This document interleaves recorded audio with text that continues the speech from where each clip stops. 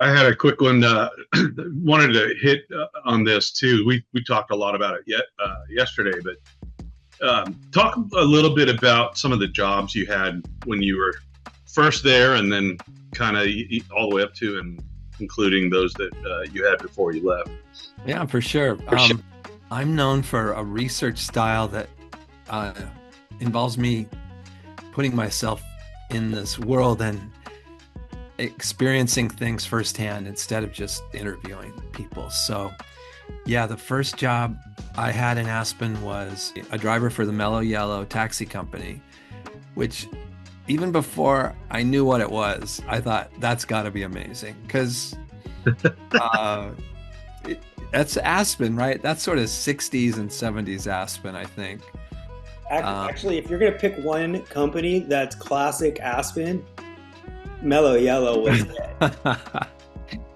And yeah, and the funny thing was it had just been bought, some kind of fire sale by a guy who owed my dad some money. And my dad said, yeah, I think if you wanted to ask him for a job, he would help you because I think he felt he owed our family something. So I asked. He said, yeah. He introduced me to a guy who agreed to lease me his Chevy Suburban when he wasn't driving it at night. And so I sort of plugged right into the wintertime tourist economy.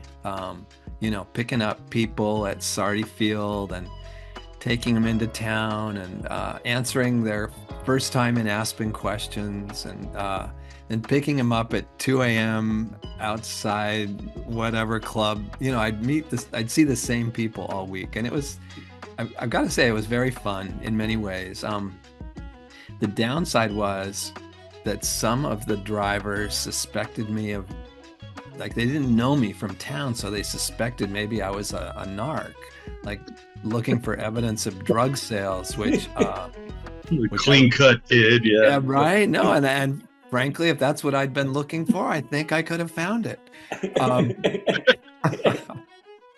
anyway, fast forward to the summertime, I thought another kind of job where you'd learn a lot about a town is a newspaper. So I went by the Aspen Times, and a couple people remembered me from the writers' conference, and turns out they had a reporter taking a maternity leave, and they needed a hand for like 4 months. So that was great. Love that. I did some catering, upscale brunches and things like that. And then, yeah, I started falling under the spell of Aspen, where I wouldn't, take out my skis unless it had just finished snowing right before dawn.